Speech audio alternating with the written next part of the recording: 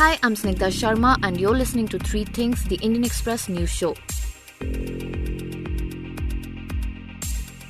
In this episode of Three Things, we discuss the key takeaways from BJP's loss in Kerala. We also talk about the importance of studying new COVID-19 variants like the B1617. And we also bring you the latest pandemic-related updates. Beginning with Kerala. The victory of the LDF or the Left Democratic Front in the recently held assembly elections is a historic one. This was the first time since the 1980s that an incumbent coalition government has returned to power in the state. That too by exceeding its earlier tally of 91 in the 140-member assembly. So how was electoral history rewritten in Kerala? Why was the BJP unable to secure even a single seat? And what are the key takeaways from the results? To answer these questions for us, we have Liz Matthew from the Indian Express. So Liz, can you begin by highlighting the role of Chief Minister Pinarayi Vijayan and his leadership and how it helped the incumbent LDF secure this landslide of a victory? Large part of it can be attributed to Vijayan's leadership. Because had it not been Vijayan, its leadership, I don't think it would have been possible for LDF. Unlike the other, the practice and tradition in the CPIM or in the LDF, the last election in Kerala was a personality-oriented election as far as LDF is concerned. Vijayan's leadership, and Vijayan was the only leader, whereas the Congress had a set of leaders and with nobody actually taking full responsibility. And the NDA obviously had Modi's face and Surendran there there, and they also projected Sridharan. So the LDF was the only combination which projected just one leader, which in turn actually helped the LDF because increasingly the electorate is looking for decisive and very strong leadership to govern a state, and especially when the state is going through a crisis. And Vijayan's stewardship during the crisis, the unprecedented crises like the 2018 flood, then there was Nipah and the pandemic. And this and how the state government has handled the situation, how it has drawn appreciation and applauses from all across the world. This has really helped. And also the way the government had taken care of the basic needs of the people, whether it is in the health sector or whether it is in the, like when it comes to food and the basic other needs. Like the free kits distributed by the government was a huge hit right across the state. People were talking about it, saying that this government has not let us starve or left us starving in the state during the crisis. And also, Vijayan is seen as a manufacturer in terms like he would not budge to some pressures within the party if he is convinced of a particular decision in terms of development. The long pending two infrastructure projects, one was a national highway project and another one is a GAIL pipeline. Both were cleared during Vijayan's time. And people looked at him as a man who would deliver. So that really helped. I think overall, Vijayan's leadership and how he handheld the state during the crisis period of flood and also COVID time, it really backed LDF to win such a landslide victory in the state and creating history. Right. And Liz, what were the key factors that contributed to the BJP's abysmal performance? It is primarily, I think, this was the state leadership, the state unit. There is an absence of a cohesive unit in Kerala for the BJP. And the BJP unit of Kerala is famous or infamous for its factionalism. They never got power. They never were even close to power. Party could open an account with much difficulty only in the last 2016 election, which also is now gone. And despite that, the leaders, there was too many leaders and they were always fighting with each other and they were always pulling each other. That is actually a characteristic of Kerala BJP. That factionalism and their failure or inability to work as a team, that was a major reason. Or besides that, many leaders have pointed out an aggression from the BJP's leadership in terms of like one is that the party in the state manifesto, Kerala manifesto, they have mentioned about a law against love jihad in a state where there is almost 50%, 46% of minority are there, where the Muslims and Christians constitute more than 45% in the state's population. In a state, you come up with such a law would definitely go against you. One. Secondly, some of the candidates who had a chance to win, I was talking to the leaders, they were saying personalities like Yogi Adityanath, who's seen as hardliners and hardcore Hindutva faces, saffron clad people, when they come and talk and make speeches in Kerala, obviously the minorities will definitely get scared and or intimidated. And in Kerala, it is the demography is distributed in such a way that any seat, any party can win without the support of either of the minority community. So when both communities are antagonized against you, obviously the party is in a very precarious position to win in a particular constituency. And one of the candidates was saying, I kind of managed to get the support of some Muslims and some Christians in the constituency. Then Yogi Adityanath's arrival and his speeches topped out everything.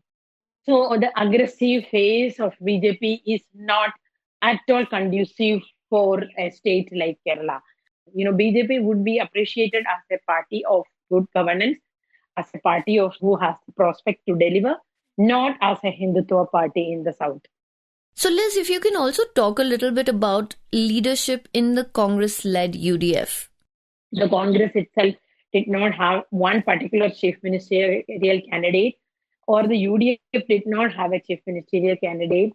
And the Congress, whether it was Manchandi, whether it is KPCC President Mullapalli Ramachandran or the leader of opposition, Ramesh Chenittala, people kept asking who would be their chief minister, whether it is from Congress, whether it is from IUML, the Indian Union Muslim League, the major constituent of the UDF. So there was that ambiguity or lack of clarity really went against the UDF in the election.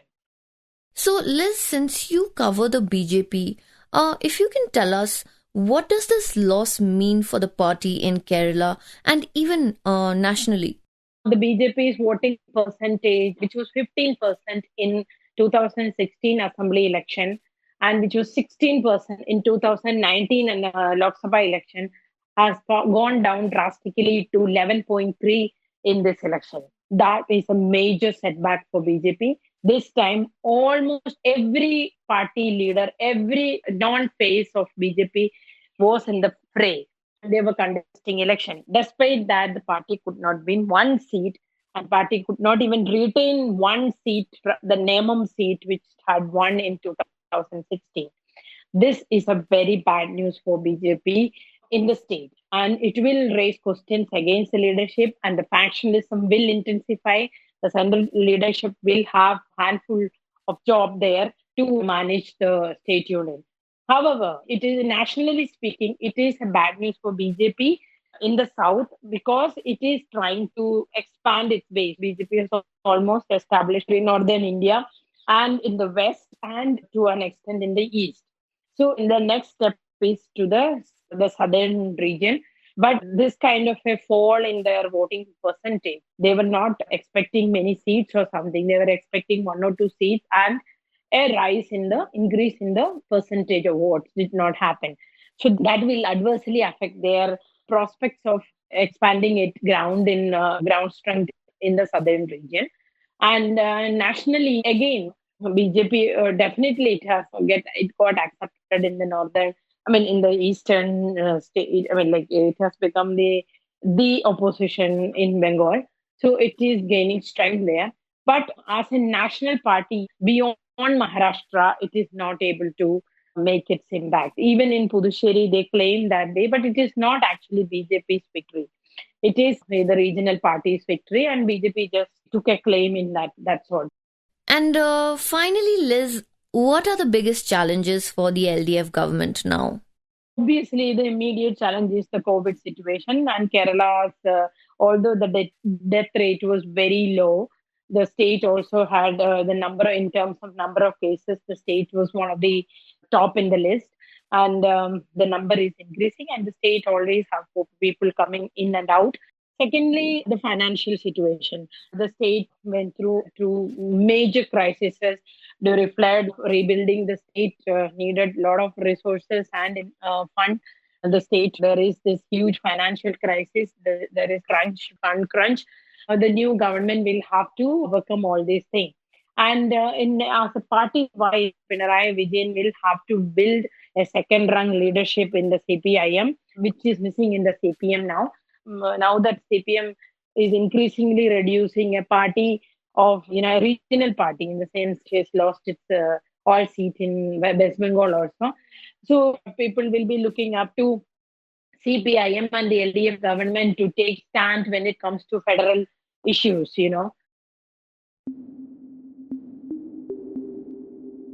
And now coming to the importance of studying variants of COVID-19. The double mutant Indian variant of the coronavirus, also known as B1617, is suspected to be behind the deadly second wave. Now, on a request from the United Kingdom, samples of this variant are being sent to London to enable a wider research on it. If you're a regular reader of the Indian Express or a listener of this podcast, you will remember our recent interview with US's top infectious disease expert, Dr. Anthony Fauci. Now, one of the important things that he had highlighted in the interview was the need to study the variant intensively to find out if the vaccines that are being used are inducing a response that will protect the recipients against it. So, to help us learn more about this variant and also to help us understand better about why constant research on these variants is essential, Amitabh Sinha from the Indian Express joined the show. So, first of all, Amitabh, can you begin by explaining to us what a variant of this virus is? Right. So, as we all know, their viruses undergo mutations. Mutations are changes in their genetic structures, which lead to important changes in their characteristics, sometimes appearances as well. There are hundreds and thousands of mutations happening continuously. Not all of them are significant. Some of them, a few of these mutations that happen, they bring about very important, significant changes in the virus, which may affect their ability to transmit, which may affect their ability to cause more serious diseases, which may affect their ability to get detected by human immune response system. So when these kind of changes happen, when such significant changes happen, these mutations become very, very important. And then they get classified as important variants or variants of interest. And then something, when they become much more alarming, then they are called variants of concern. Basically, they are nothing but the same virus with small changes in their genetic structure, which keeps on happening continuously. But in some of these changes are crucial enough to alter the characteristics of the virus in important ways. So, Amitabh, we know that there are scores of variants of this virus by now, and they are only increasing in number. So, why is it important to study them? If we don't constantly study the different variants that keep on emerging and appearing, we won't be able to anticipate what is likely to happen. That's very important. And that's what seems to have happened. There are lots of variants which have emerged in India. We talk about variants that were transported from other countries, that came in from other countries. We talk about the UK variant, for example, or the Brazilian variant, or the South African variant. And there are several more. There is a California variant. So it's very, very important to keep on tracking what are these changes happening, how is the nature and behavior of the virus evolving with time, to be able to predict what is likely to happen, to be able to anticipate what are the things that need to be done to be able to contain the spread of the virus. Right. So, what is the B1617 variant, and also what has been its role in the second surge of the virus in India? This B1617 is, as I said, it's a very keenly watched variant right now. It was first discovered in the Vidarbha area of Maharashtra around the same time that we saw the coronavirus numbers surge in Maharashtra. Actually, it was discovered much earlier, but its significance was grasped only in February and March, around the same time that Maharashtra began to surge. And it has been suggested that this particular variant, which we now know has the ability to transmit at a faster pace than other variants, and it has been suggested that this particular one might be behind this surge that we see. Now, the scientists still do not link the two events. They don't particularly blame this particular virus for the surge, mainly because it does explain the surge in some areas, but in other areas, even in Maharashtra, for example, in Mumbai, the surge is not explained by this variant.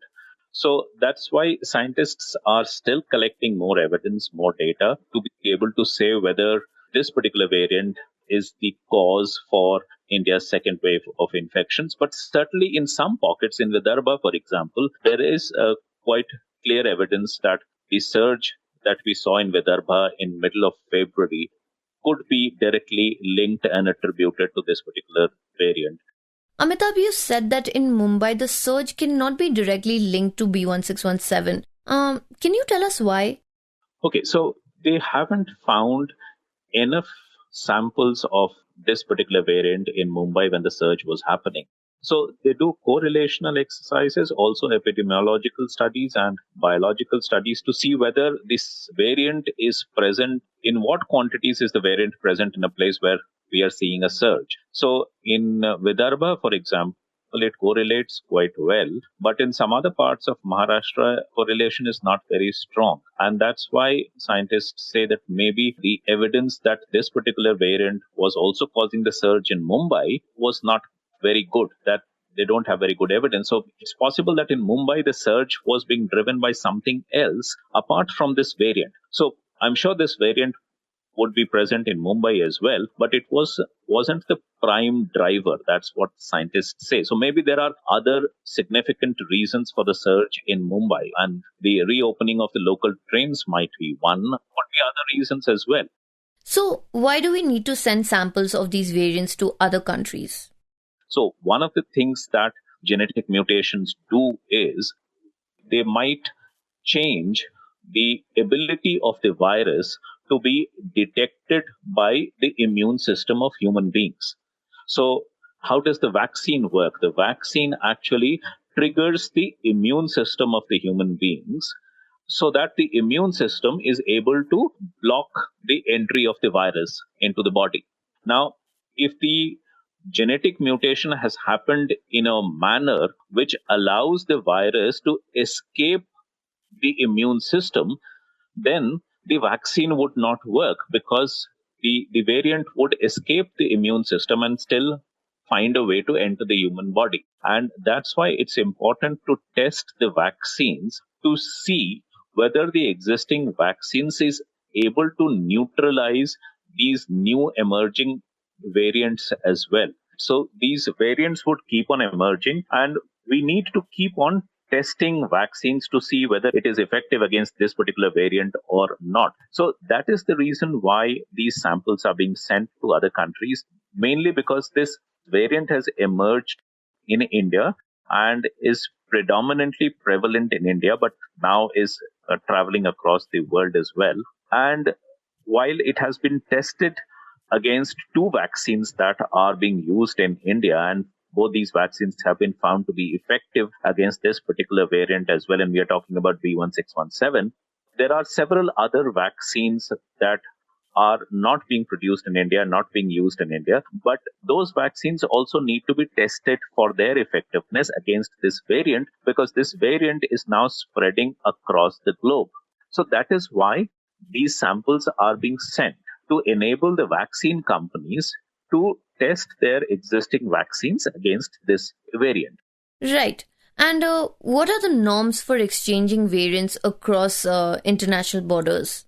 There are very strict international guidelines on the transfer of biomaterials between countries. There is international norms on biodiversity. There is a convention on biodiversity called CBD, which has laid down guidelines for the transfer, purchase, all kinds of the movement of biomaterials from one place to another.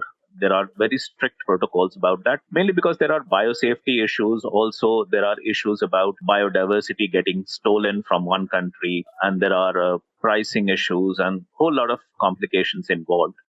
Now, Amitabh, there was also some talk about the sending of this variant for testing being a bit late. Can you tell us a little more about it? This virus has already traveled to the United Kingdom. This particular variant has been discovered in the UK population as well. Somebody traveling from India to the UK might have carried the variant there and spread it in the UK population. So it is possible now to extract this variant from the population in UK itself. So the transfer itself is no longer very urgent. It would have been much more urgent and much more relevant a couple of weeks ago when this particular variant was not detected in the UK. But now that it has been detected in the UK, probably it's easier to extract it from someone who is infected with this particular variant in UK itself. But it still makes sense to send this because possibly there could still be a small changes between the same variant that has been detected in the UK and what we are sending from India. So it's still important to send that, but maybe that urgency is no longer there.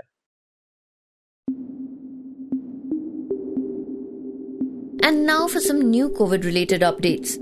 The Delhi High Court on Tuesday asked the central government to showcase why contempt proceedings against it should not be initiated for non-compliance of judicial orders by not supplying 700 metric tons of oxygen to Delhi.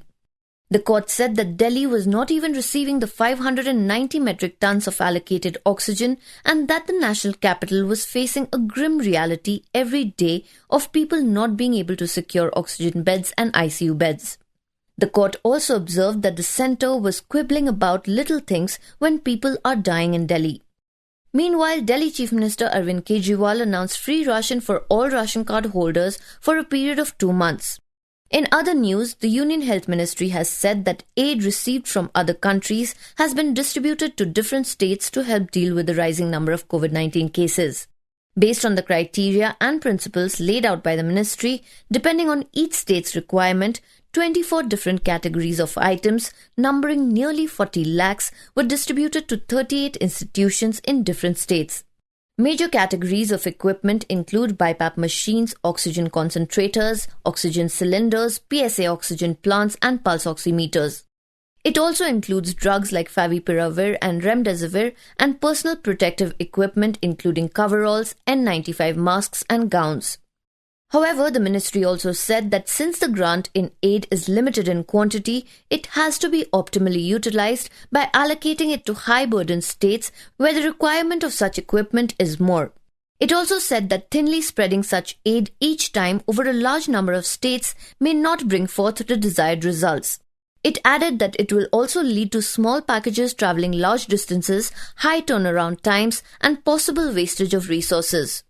An ICMR advisory for COVID-19 testing during the second wave of the pandemic has recommended that the need for RT-PCR test in healthy individuals undertaking interstate domestic travel may be completely removed to reduce the load on laboratories.